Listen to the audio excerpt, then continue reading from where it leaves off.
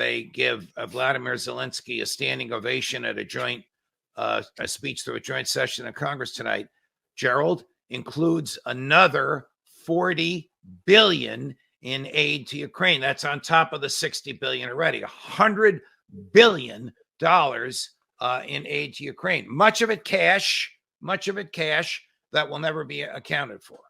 Stop, Chris. And 63% of Americans are living paycheck to paycheck. The streets are filled with homeless people, and they're sending over $100 billion to Ukraine to keep bloodying the killing fields. Because Joe Biden says we'll support you for as long as it takes.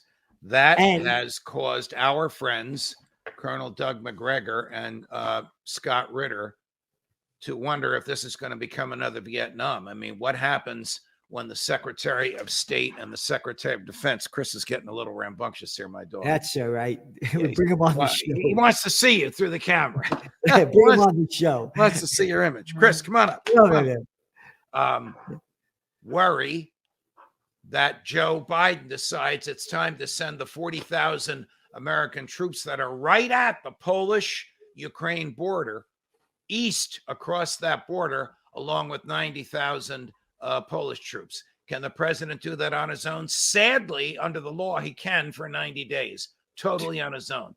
Under the law. Under the law, some crap they make up. Correct. Under the law. Correct. Under our dictates. Correct. It's an absolutely horrific law called the War Powers Resolution. Yeah. Call the bullshit law, shove it down your throat. Let's call it the proper name. You're exactly right. It violates treaties. It violates the Constitution. Nixon vetoed it. Congress enacted it over Nixon's veto. And every president since Nixon has used it, including Ronald Reagan. And, well, of course, we know what the Bushes did. So it doesn't matter what political party you're in. Every president has used it because it makes the military a presidential toy to use as they see fit for 90 days. Barack Obama took this one step further and used the CIA's secret army as a presidential toy. That does not have a time limit on it. That doesn't have the 90-day time limit that the regular military has. So the presidential powers are totally out of proportion. Joe Biden knows that. If he doesn't know it, his advisors know that.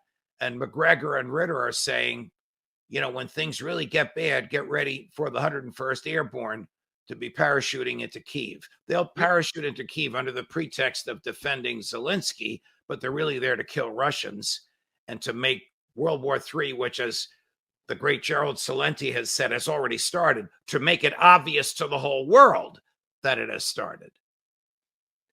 They already announced last week, it's in this week's Trends Journal, Lloyd Austin said they're bringing American personnel, troops, to monitor the weapons that have been brought in. In other words, to help them shoot the weapons that they don't know how to use against the Russians. So what do they call them? Advisors. Advisors. Isn't that a nice name? What did JFK call the first troops that he sent into Vietnam, which if he had lived, I don't think we would have had the Vietnam War, but we all know what happened. Advisors. Pretty soon the advisors put on uniforms. Pretty soon the advisors carried weapons.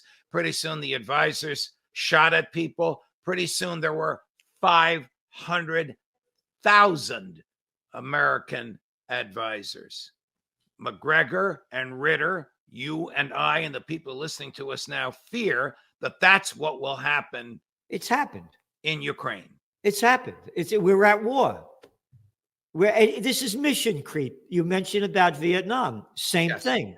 A little bit at a time, a little bit at a time, a little bit at a time, a little bit at a time. And then there's that false flag thing that happens, like what almost happened. The Russians sent a missile into Poland and killed 2 people. Remember that one? Yes. Oh, yeah, it wasn't the Russians. Oh, they killed 2 people? 377,000 Yemenis have been killed by the United States and their pals, the Saudis, according to the United Nations. 377,000. And over half of them are children under 5, according to the United Nations. But that's not news. That's not news. So what we're seeing here is that bringing this guy Zelensky in here, again, our money, of course, to do it, and to keep promoting him like a little hero, it gets the people on the side of the murderous presidential, congressional war hawks. Correct. Oh, and by the way, that it's $858 billion defense budget. Only 11 people in Congress voted against it. Wow. Wow. Murder, Inc. Correct. Republicans as bad as Democrats. I could probably name the 11, the handful of libertarians and limited government Republicans, because everybody in the Congress, with the exception of these 11, is afraid of the Defense Department, afraid of the FBI, afraid of the intelligence community, because they know so much about everybody on Capitol Hill. And because they get paid off that morons and imbeciles call campaign contributions. Correct. So they don't want to lose their dough. Yeah. Hey, listen, Judge, thank you so much for being on.